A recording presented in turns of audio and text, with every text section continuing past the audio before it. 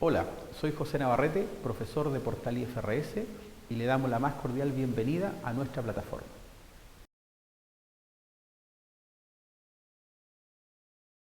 En esta sesión revisaremos el concepto de medición en los estados financieros. El objetivo de esta sesión es conocer los requisitos que tiene que cumplir una partida para ser ingresada o considerada como parte de los estados financieros. Vamos a estudiar el concepto de valor, los distintos significados o acepciones que este pueda tener en las normas internacionales y finalmente conocer y analizar el concepto de valor razonable, fair value o valor justo que aparece explicado en la NIF 13. Para comenzar con este tema vamos a entender qué es lo que es el concepto de reconocimiento de una partida en los estados financieros. Reconocer una partida de los estados financieros corresponde a incorporar un hecho económico, ya sea en el estado de situación financiera o en el estado de resultados. Esto se hace fundamentalmente cuando la partida cumpla los requisitos básicos para ser considerado. ¿Cuáles son estos requisitos básicos? Estos requisitos básicos son, primero, que sea probable que un beneficio económico asociado a la partida entre o salga de la entidad. Dicho de otra manera, que la partida genere flujos de caja, ya sea positivo o negativo. Y segundo, es que el costo o valor de esta partida pueda ser medido con fiabilidad.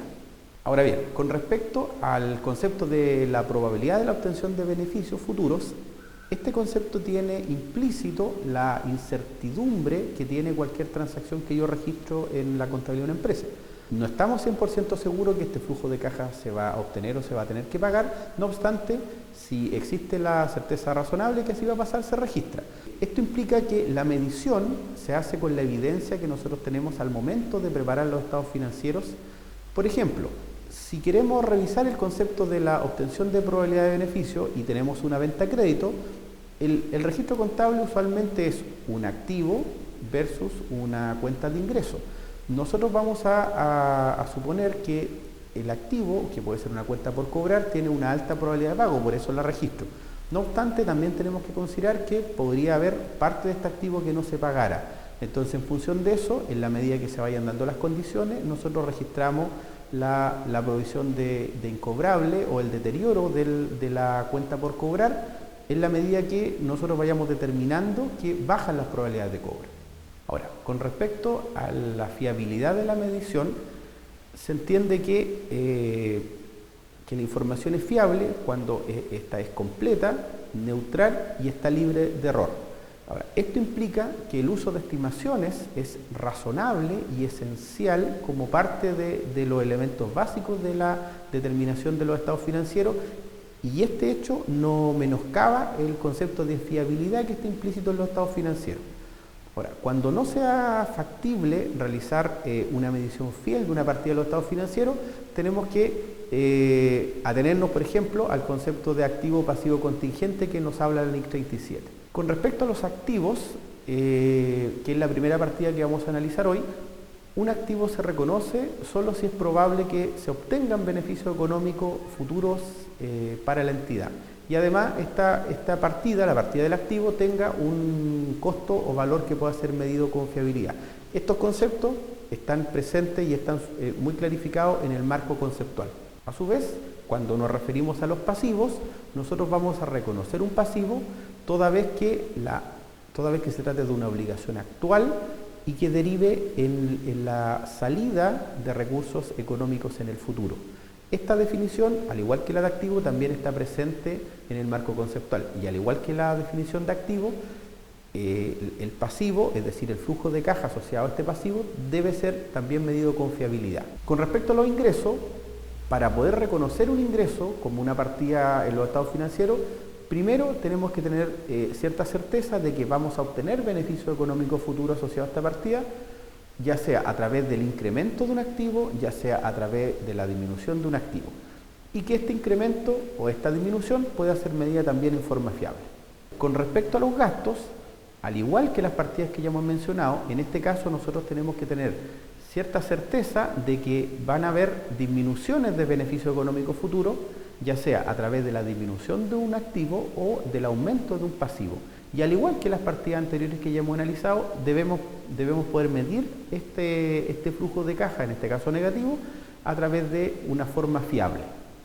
Continuando con la sesión, vamos a revisar las distintas acepciones que la palabra valor puede tener en la norma internacional contable. En IFRS el concepto de valor no es único, vale decir, no estamos solamente sujetos al concepto de costo histórico, sino que la norma nos da un abanico de formas de valorizar. Fundamentalmente tenemos que entender o precisar si se trata de un flujo de entrada, el que estamos analizando, si se trata de un flujo de salida, y si este flujo de caja, ya sea de entrada o de salida, ya sucedió, vale decir es un flujo de caja pasado, es un flujo de caja que está sucediendo en este momento, vale decir es un flujo de caja presente, o se trata de un flujo de caja que sucederá en el futuro. Costo histórico es el registro de los activos al importe efectivo y otras partidas pagadas o al valor razonable de la contrapartida entregada al momento de la adquisición. Para el caso de los pasivos es el registro del importe de los productos recibidos a cambio de la obligación. Costo corriente. Los activos se registran al importe de efectivo y otras partidas que debería pagarse si se adquiriese en la actualidad el mismo activo o un equivalente. Los pasivos se registrarían al importe, sin descontar el monto que se precisaría para pagar la liquidación en el presente. Valor realizable o de liquidación. Los activos se registran al importe efectivo y otras partidas equivalentes al efectivo que podrían ser obtenidos en la actualidad en una venta no forzada. Los pasivos se registran a su valor de realización, es decir, el importe que se espera pagar por liquidar la obligación. A continuación, revisaremos el concepto de valor razonable, fair value o valor justo. Para introducir este tema, tenemos que tener claro que el concepto de valor razonable es un concepto que es transversal en la norma contable, vale decir, aparece mencionado en distintas normas, aparece mencionado, por ejemplo, en la norma de agricultura, en la NIC 41, aparece mencionado en la norma de combinación de negocio, en NIF 3. No obstante, no existía una norma específica que definiera cuáles eran los criterios que se tenían que precisar para poder determinar el real significado de valor razonable.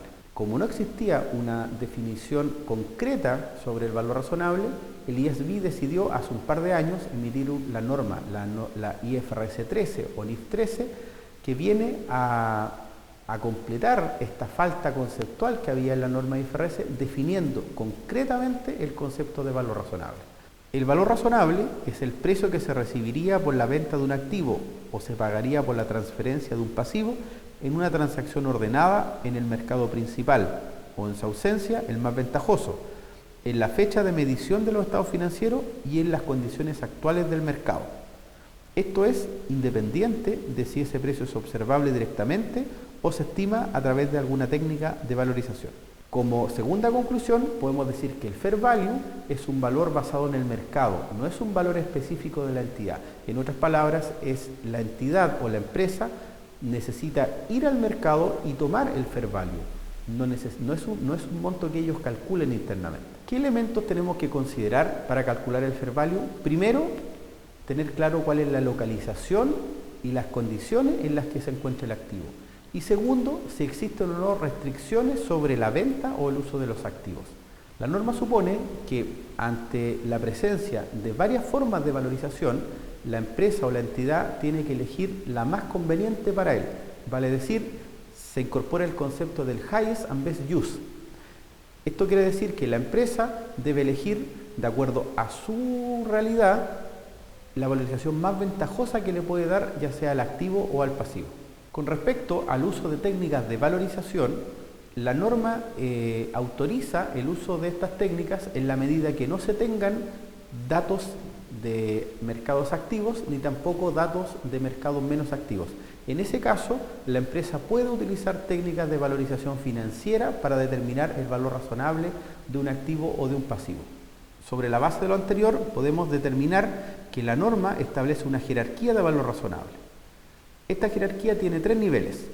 Datos de nivel 1 son precios cotizados, vale decir sin ajustar, en mercados activos para activos o pasivos idénticos.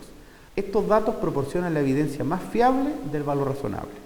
Datos de nivel 2 son precios cotizados para activos o pasivos similares en mercados activos o precios cotizados para activos o pasivos idénticos en similares mercados que no son cotizados o datos de entrada distintos de los precios cotizados que son observables para un activo o pasivo, por ejemplo, tasas de interés y curvas de rendimiento, volatilidad implícita, diferenciales de crédito, etc.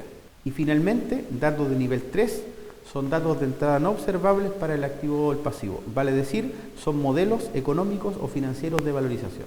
Podemos concluir que la normativa IFRS nos permite distintas formas de valorizar una partida, a diferencia de las normas contables antiguas o tradicionales que se basaban fundamentalmente en el concepto del coste histórico. En IFRS nosotros podemos valorizar una partida dependiendo si se trata de un flujo de entrada o un flujo de salida, o si este flujo está en el presente, en el pasado o en el futuro. Esto implica la obligación del profesional del área financiero-contable a conocer más conceptos de finanzas que los que le exigía la antigua norma, lo que es un gran desafío para todos nosotros los que estamos en esta profesión.